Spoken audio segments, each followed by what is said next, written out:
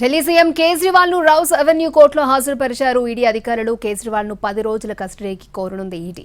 కేజ్రీవాల్ కు court judicial custody విధిస్తుందా లేక ED కస్టడీకి అనుమతినిస్తుందా అన్న దానిపై ఉత్కంఠ నెలకొంది. రైట్, ఇదే అంశానికి సంబంధించి ఈడీ ఆఫీస్ నుంచి మరిన్ని అప్డేట్స్ మా ప్రతినిధి ప్రసాద్ మనకి లైవ్ లో అందించడానికి సిద్ధంగా ఉన్నారు. ప్రసాద్, ఈడీ అంటే ఆల్రెడీ కవిత అరెస్ట్ అయ్యారు, ఇప్పుడు కేజ్రీవాల్ కూడా అరెస్ట్ అయ్యారు. ఇద్దరిని కలిపి విచారించే అవకాశాలు ఉన్నట్లుగా తెలుస్తోంది. దీనికి సంబంధించి మీ దగ్గర ఉన్న అప్డేట్స్?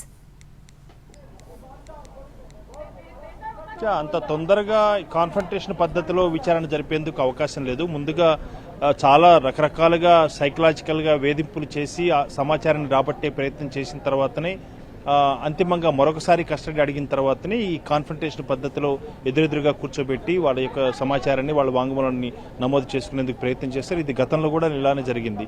ముందుగా తీసుకున్నటువంటి కస్టడీలో భాగంగా కేవలం ఒక్కరినే విచారిస్తారు. ఆ మేరకు ఈ అనేకమైనటువంటి ప్రశ్నలు వేసి అదేవిధంగా ఇప్పటికే ఈడీ ఈ పరిణామ క్రమం కేసు ఏ రకంగా ఇది కుట్రకు పాల్పడింది, ఎవరెవరు పాల్పడ్డారు, దానికి సంబంధించినటువంటి పరిణామాలు ఏ రకంగా జరిగాయన్న అంశాన్ని చాలా సుదీర్ఘంగా చెప్పడం జరిగింది. అయితే దీనికి సంబంధించి ప్రధాన కుట్రదారుడిగా ఉన్నటువంటి అరవింద్ కేజ్రీవాల్ ఈరోజు రౌస్ అవెన్యూ కోర్టులో ప్రవేశపెట్టిన తర్వాత ఖచ్చితంగా కస్టడీకి ఇవ్వడం జరుగుతుంది. ఆ మేరకు ఈడీ అధికారులు రేపటి నుంచి తిరిగి విచారణ ప్రారంభిస్తారు. అదేవిధంగా వచ్చే వారం మరొకసారి కూడా కస్టడీ అడిగే అవకాశం ఉంది. ఈ రోజు మాత్రం ఈ కస్టడీలో సుమారు 9 రోజుల వరకు కస్టడీ అడిగేందుకు అవకాశం ఉంది. వచ్చే శనివారం నాడు తిరిగి మరొకసారి రౌస్ అవెన్యూ కోర్టులో ప్రవేశపెట్టి మరలా ఈ కస్టడీని పొడిగించమని కూడా అడిగేందుకు మాత్రమే ఈ ఆప్షన్ పెట్టుకుంటారు.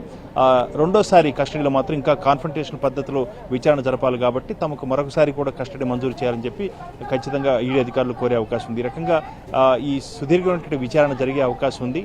దాంతోపాటు ఈడీ ఇప్పటికే చెప్పినట్టుగా ప్రధాన కుట్రదారుడిగా ఢిల్లీ సీఎం అరవింద్ కేజ్రీవాల్ ఉన్నారు. అదేవిధంగా కుట్రలో భాగంగా అప్పటి మంత్రి సిసోడియా ఇప్పుడు ఆయన కూడా ఈడీ కస్టడీలో ఉన్నారు. అదేవిధంగా సంజయ్ సింగ్ ఆయన కూడా కస్టడీలో ఉన్నారు.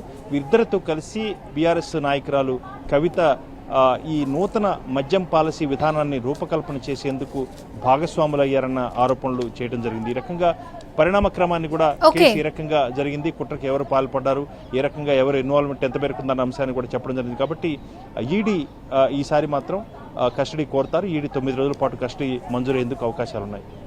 ఓకే ప్రసాద్.